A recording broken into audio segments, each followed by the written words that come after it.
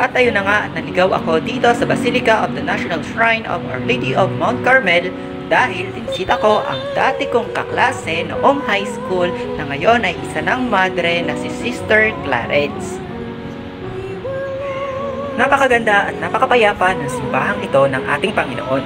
At dito, kung unang beses makapagsimba na unang beses din magmisa ng bagong pare. Siya nga pala, siya ay isang Koreano. Kaya naman, ayon, English ang misa.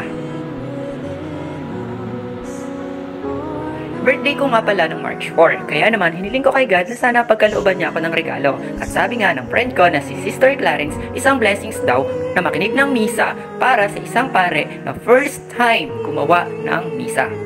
At syempre, hindi mawawala dito ang mga picture-picture. Biruin mo, 13 years nga lang naman kaming hindi nagkita nitong friend ko. Kaya ayun, I'm so much miss ko tong sister namin. At syempre, kumain kami sa labas. At hanggang dito na lang and thanks for watching. God bless!